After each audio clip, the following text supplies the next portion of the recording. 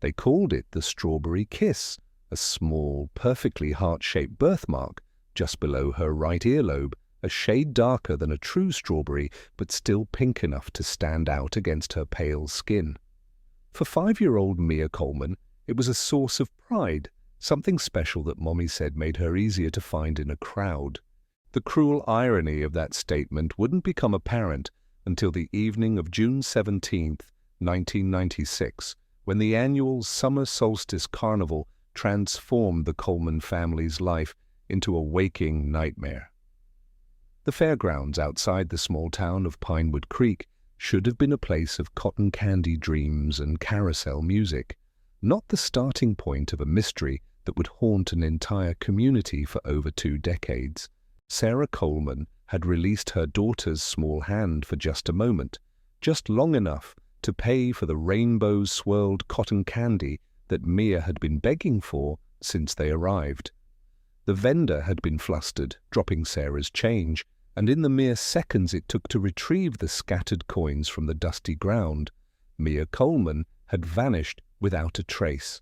In the immediate chaos that followed, Sarah's panicked screams cut through the carnival music as security guards sealed the exits and police officers arrived on scene. "She was just here," Sarah kept repeating to the stoic-faced officer, scribbling in his notepad, her voice rising in pitch with each repetition. "She was wearing a yellow sundress with butterflies. She has a birthmark like a little strawberry heart. Right below her ear, the distinctive birthmark would soon appear on missing posters throughout 3 states, on national television broadcasts, and eventually in the cold case files of the FBI. David Coleman, Mia's father, had been working late that evening, his absence at the carnival becoming the first in a series of regrets that would carve permanent lines into his face over the coming years. He arrived at the fairgrounds just as the search was transitioning from urgent to grim, floodlights casting long shadows across the now empty carnival grounds where only hours before families had laughed and children had played. The Colemans' marriage, already strained by David's workaholic tendencies, would not survive the devastating aftermath of their daughter's disappearance. Some couples find that shared tragedy strengthens their bond. For Sarah and David, it only illuminated the fissures that had been developing for years. The investigation that followed was aggressive, but ultimately fruitless. The carnival workers, many of them seasonal employees with spotty backgrounds, were questioned extensively. Security camera footage, limited and grainy by today's standards, revealed nothing conclusive. A few witnesses recalled seeing a little girl in yellow near the funhouse, but no one had witnessed the actual moment of disappearance or anything suspicious surrounding it. It was as if Mia Coleman had simply stepped through a tear in the fabric of reality, leaving behind nothing but questions and a family shattered by loss. The case went cold within a year, despite the Coleman family's desperate efforts to keep it in the public eye. Sarah moved away from Pinewood Creek 3 years after the disappearance, unable to bear the sympathetic glances and whispered conversations that followed her through the small town. David remained, converting his daughter's bedroom into a makeshift investigation center, walls covered with timelines, photos, and maps that he would update obsessively whenever a new lead, however tenuous, emerged. He had become one of those tragic figures that small towns simultaneously pity and avoid, the man consumed by a loss from which he refused to move on. 2 decades passed. The search for Mia Coleman had faded from national consciousness, replaced by newer tragedies, fresher heartbreaks. David Coleman, now in his mid-50s with grey threading through his once dark hair, had developed a routine around his diminished life. He worked from home as a consultant for the same engineering firm, rarely leaving except for necessities. Every year on Mia's birthday, and on the anniversary of her disappearance, he would drive to the site where the carnival had once stood, now a community park with no trace of that fateful night, and sit on a bench until sunset. It was during one of these ritual visits, on what would have been Mia's 26th birthday, that Detective Eliza Martinez approached him with news that would reopen wounds he had never truly allowed to heal. "Mr. Coleman," she said, taking a seat beside him on the weathered park bench. Though David had never met her personally, he recognized her immediately from her occasional appearances on local news, the young detective who had recently been assigned to the cold case division. "I'm sorry to disturb you today of all days, but there's something you need to see." She handed him a tablet displaying a driver's license photo of a young woman. Her face bore no immediate resemblance to the age-progressed images of Mia that had been produced over the years, but David felt a peculiar tightness in his chest nonetheless. Then Detective Martinez swiped to the next image, a closer shot of the woman's neck and jawline, showing a small, heart-shaped birthmark just below her right ear. David's breath caught, his hands suddenly trembling so violently that Martinez gently took the tablet back. "Her name is Elise Morgan," Martinez explained carefully, watching David's reaction. 26 years old, recently moved to Carson City, Nevada. She was flagged during a routine background check for a job at a school. The birthmark matched a detail in Mia's file that was never released to the public. David had spent years imagining this moment, rehearsing in his mind what he would feel, what he would say if ever confronted with concrete evidence of his daughter's fate. Now that the moment had arrived, he found himself speechless, the practiced scenarios evaporating like morning dew. "This doesn't necessarily mean," Martinez began, but David cut her off with a raised hand. "Does she know?" he asked, his voice barely above a whisper. "About us? About Mia?" Martinez shook her head. "No, we wanted to conduct preliminary verification before making any contact. We need your consent for DNA testing and your discretion until we can establish the facts." In the days that followed, David existed in a state of suspended animation. He functioned on autopilot, eating, sleeping, working, while his mind constantly circled back to the image of that strawberry kiss birthmark on a stranger's neck. He had not contacted Sarah. They had spoken only a handful of times in the past decade, and he couldn't bear to potentially reopen her wounds if this turned out to be yet another dead end. The statistical probability of two unrelated individuals having identical birthmarks in the exact same location was extraordinarily low. But so were the chances of finding a child who had been missing for 21 years. David had learned long ago that statistics offered cold comfort in the face of personal tragedy. The preliminary DNA results arrived faster than expected, courtesy of an expedited process for cold cases involving missing children. Detective Martinez delivered the news in person, arriving at David's door on a rainy Tuesday afternoon. "It's a familial match," she said, once they were seated in his sparse living room. "Not a direct parent-child match, but definitely related, likely a first cousin or half-sibling. There's a biological connection, Mr. Coleman, but not what we expected." David struggled to process this information, his mind racing through possibilities. "That's not possible," he finally said. "Mia was our only child. I don't have any siblings, and Sarah has just one brother who never had children." Martinez nodded, her expression carefully neutral. "Which is why we need to dig deeper. With your permission, we'd like to make contact with Elise Morgan, approach her carefully, explaining the situation, and request her cooperation with further investigation." "I want to meet her," David said immediately, the words escaping before he could consider their implications. "Mr. Coleman, I understand completely, but that would be premature.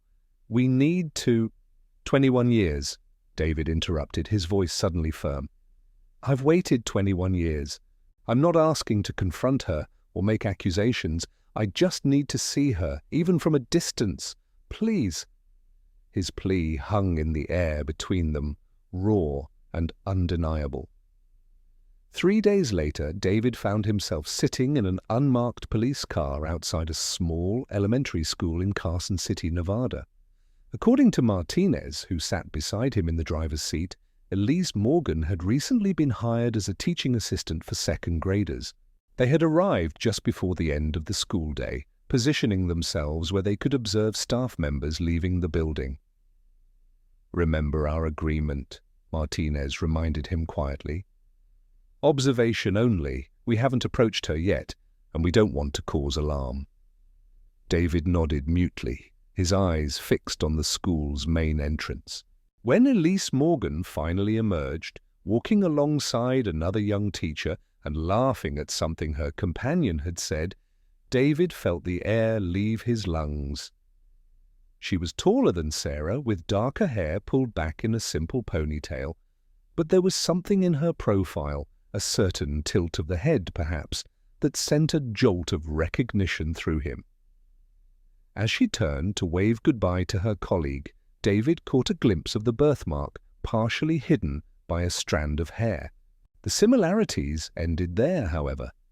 Nothing in her features reminded him of his missing daughter, or the age-progressed images created by forensic artists over the years. If this young woman was connected to his family, David couldn't see how. The approach, when it finally happened, was handled with delicate precision.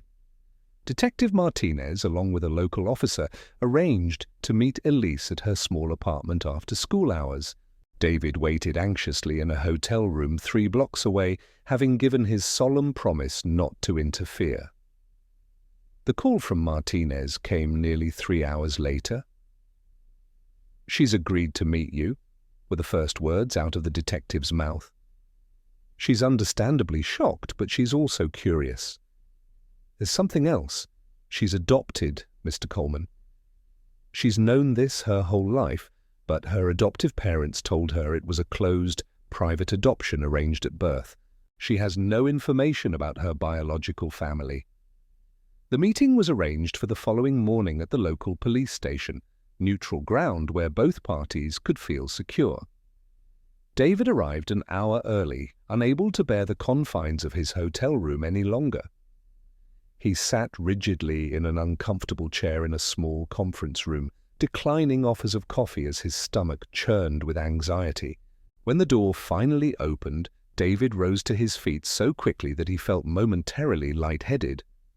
Elise Morgan entered, tentatively, Detective Martinez at her side. Seeing her up close for the first time, David was struck by how ordinary the moment felt. No dramatic music, no slow-motion recognition, just a nervous young woman with questions etched across her face, meeting a stranger who might hold pieces of her past. "Mr. Coleman," Martinez said, "this is Elise Morgan. Ms. Morgan, this is David Coleman." Elise extended her hand automatically, a social reflex that seemed oddly formal under the circumstances. "It's nice to meet you," she said, her voice steady despite the strangeness of the situation. "Though I'm still not entirely sure what's happening here." They sat across from each other, Martinez taking a seat slightly removed from the table, present but attempting to give them some semblance of privacy. "Thank you for agreeing to meet me," David began, his rehearsed opening immediately forgotten. "I know this must be very confusing." "Detective Martinez explained about your daughter," Elise said, "and the birthmark coincidence. I'm sorry for what happened to your family, truly. But I don't understand how I could be connected to any of this. My adoption papers say I was born in Colorado." David nodded, trying to organize his thoughts. "The DNA results show we're related somehow, though not as father and daughter. I don't have an explanation for that yet. But I've spent over 20 years searching for answers about what happened to my daughter, and for the first time, I feel like I might be close to finding some." The conversation that followed was halting and uncomfortable, both parties navigating an unprecedented situation with no roadmap. Elise shared what little she knew about her adoption, that her parents, Michael and Teresa Morgan, had adopted her as an infant through a private arrangement facilitated by an attorney who had since passed away. They had been open with her about her adoption from an early age, but had no information about her biological parents. "My birth certificate says I was born on September 3rd, 1996, she explained, "at a hospital in Denver, about 3 months after your daughter went missing." The date sent a chill through David. If Elise had been born in September 1996, she would have been conceived around December 1995 or January 1996, months before Mia's disappearance. This timeline made it impossible for her to actually be Mia, despite the familial DNA match and the identical birthmark. The mystery was deepening rather than resolving. In the days that followed, David remained in Carson City as the investigation expanded in new directions. With Elise's permission, detectives obtained her original adoption records, discovering troubling irregularities.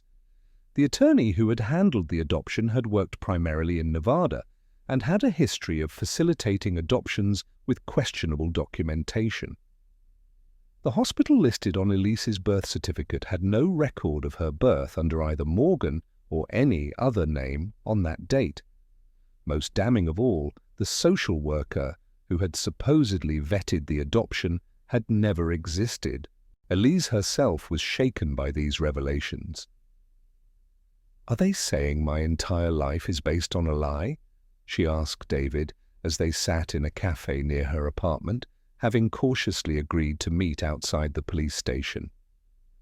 "That my parents, the people who raised me, were somehow involved in something illegal." David chose his words carefully. "The investigation is still ongoing, but it appears your adoptive parents may have been misled about your origins. The detective doesn't believe they knew about any irregularities." "And you think I might be—" "What? Related to your missing daughter somehow? A relative that was somehow involved in her disappearance?" The possibility hung in the air between them, unspoken, but unavoidable. The breakthrough came from an unexpected source. Sarah Coleman, upon being notified of the investigation's new direction, had provided a DNA sample for comparison and had also shared a forgotten detail. Her estranged brother Thomas had been living in Colorado around the time of Mia's disappearance. Thomas Reeves had cut ties with his family years before, following a series of increasingly erratic behaviors that Sarah had attributed to undiagnosed mental health issues. The detectives located Thomas Reeves living under an assumed name in a small town in Montana. When confronted with the DNA evidence, he initially denied any knowledge of Elise Morgan or the Coleman case. It was only when presented with the distinctive birthmark, a genetic trait that ran in the Reeves family, though usually appearing in males, that Thomas's carefully constructed facade began to crumble. The full confession came in pieces, a horrific puzzle gradually assembled over hours of interrogation. Thomas Reeves had fathered a child with a woman named Jennifer Kane in late 1995. Jennifer had a history of mental instability and had threatened to deny Thomas any access to their child when she discovered his own troubled past. Desperate and increasingly unstable himself, Thomas had formulated a plan to provide his unborn child with what he considered a better family, his own sisters. He had tracked Sarah and Mia to the carnival that summer evening, watching from a distance as Sarah momentarily let go of her daughter's hand. The opportunity had been too perfect to resist. What Thomas hadn't anticipated was 5-year-old Mia's resistance. In his attempted abduction, a struggle ensued, and Mia fell, striking her head against the edge of a concrete planter. The injury proved fatal. Panicked and delusional, Thomas had concealed Mia's body in the carnival's maintenance area, later returning to move her to a remote location that he refused to disclose even now. When Jennifer gave birth to their daughter in September 1996, Thomas saw a second chance. The infant had been born with the same distinctive birthmark as Mia, the Reeves family trait. In Thomas's disturbed mind, this was a sign. He took the baby, telling Jennifer that the child had died shortly after birth, and arranged a private adoption through an attorney known for not asking too many questions. The Morgans, a couple desperate for a child, had accepted the baby girl, believing she had been legitimately given up by her mother. Thomas had watched from afar as his biological daughter grew up in what he considered a good home, occasionally sending anonymous gifts on her birthdays, gifts that the Morgans had assumed came from a kindly relative who wished to remain anonymous. In a final, cruel twist, Thomas revealed that he had chosen the name Elise for the adoption papers because it had been his grandmother's name, the same grandmother for whom Mia had been named. The revelation of this horrific truth shattered what remained of the Coleman family. Sarah, who had rebuilt a life in another state with a new husband, collapsed upon hearing of her brother's crimes and the fate of her daughter.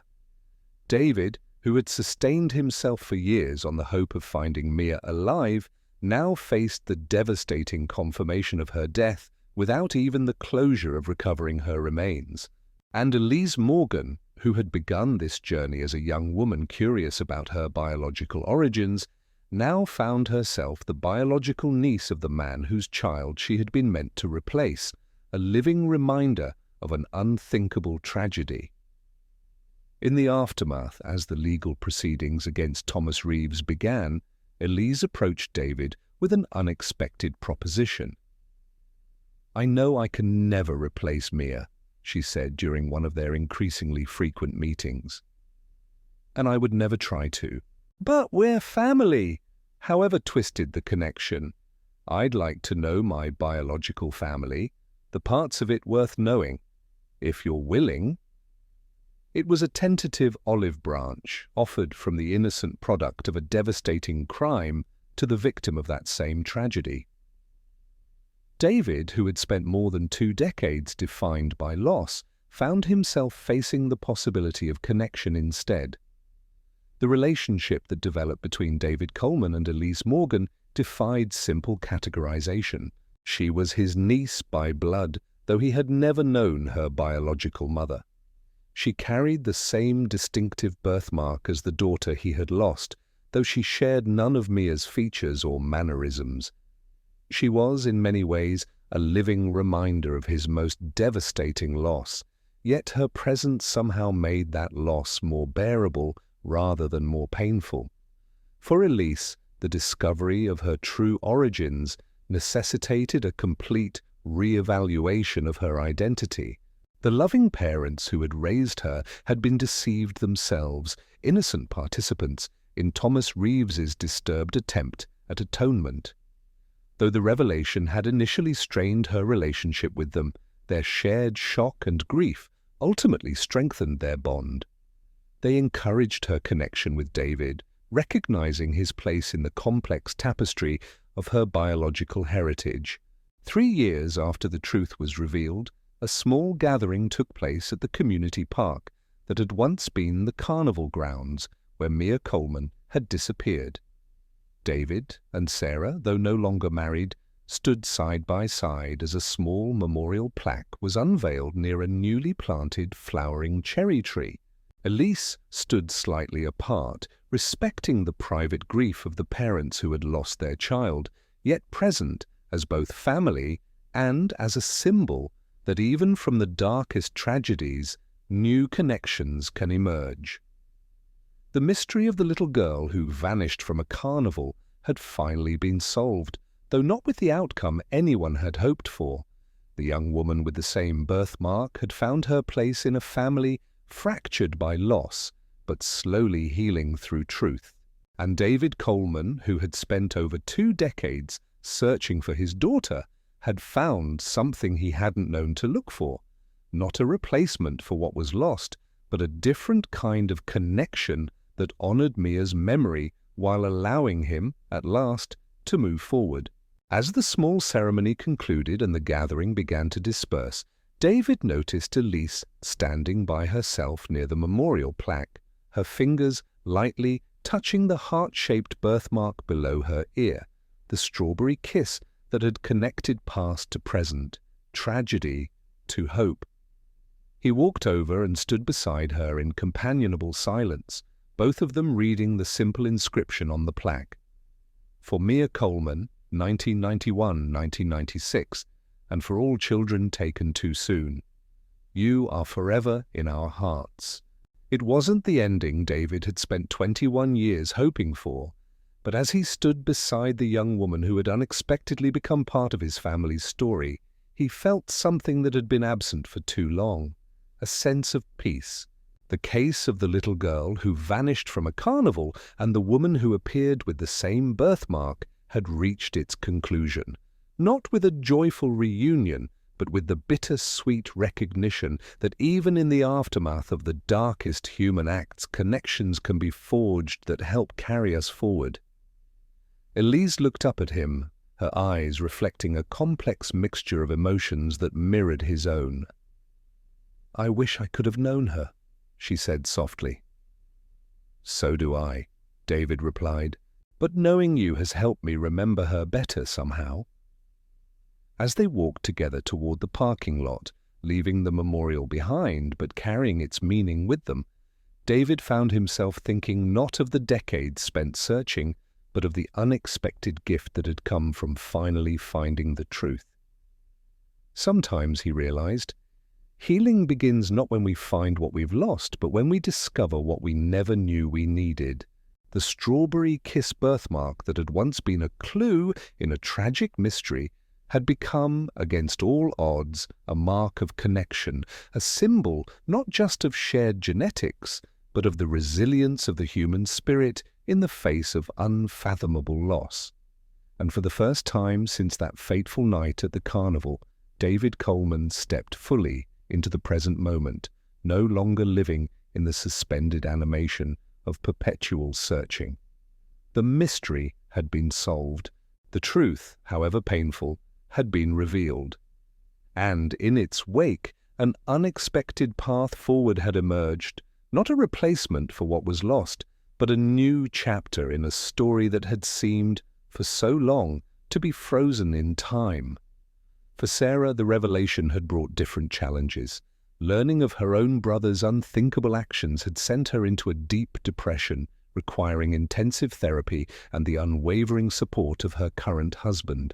Her relationship with Elise was more complicated than David's, each interaction a complex blend of fascination and pain, seeing in her niece echoes of both the daughter she had lost and the brother who had betrayed her in the most profound way possible. Yet over time, even Sarah had found a measure of peace in knowing the full truth, however devastating. In the years that followed, the connection between the remaining members of this fractured family deepened and evolved. Elise completed her education and became a full-time elementary school teacher, sometimes catching herself looking at her students, particularly the quiet, thoughtful ones, and wondering what kind of child Mia might have grown into. David gradually dismantled the investigation room that had occupied Mia's bedroom for over 2 decades, transforming it into a guest room where Elise occasionally stayed during visits. The walls, once covered with maps and timelines and theories, now held framed photographs, some of Mia in the short 5 years she had lived, others of David and Elise at various gatherings and events, creating new memories alongside the preserved ones. Thomas Reeves, sentenced to life imprisonment for the kidnapping and murder of Mia Coleman, refused all contact with his biological daughter or his sister.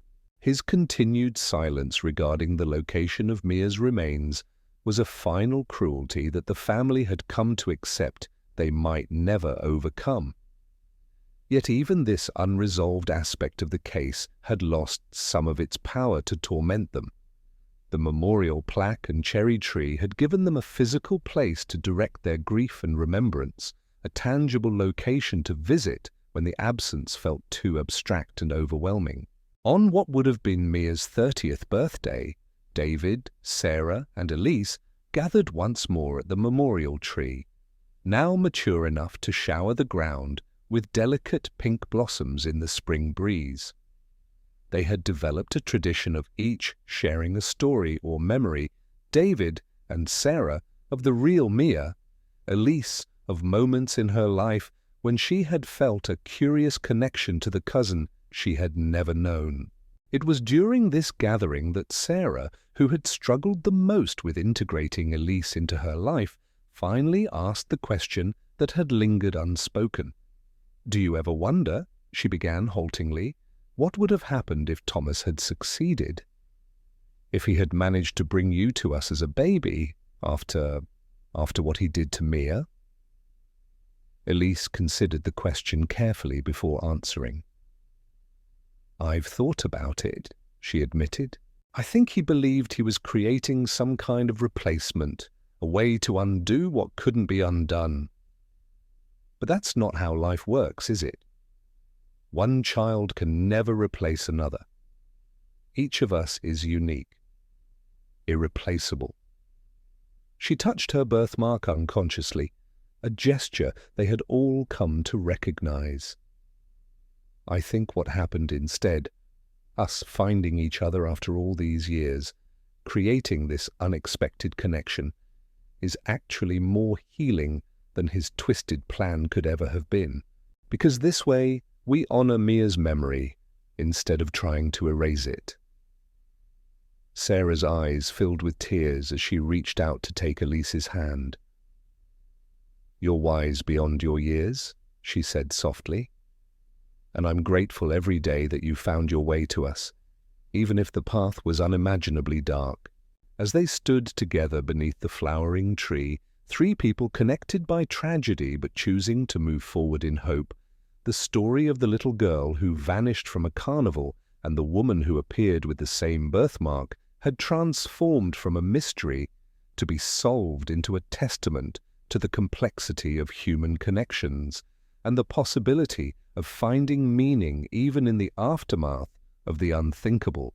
The strawberry kiss birthmark, once a detail on a missing person poster, had become a symbol of continuity, a reminder that while some stories end too soon, others emerge unexpectedly, offering new beginnings where they were least expected. And in this continuation, in this gradual, painful weaving together of broken threads, there was a kind of redemption that none of them could have foreseen in the darkest days of searching and loss. Not a perfect resolution, there could never be that, but a testimony to the enduring capacity of the human heart to find connection, meaning, and even moments of joy in the aftermath of its deepest wounds.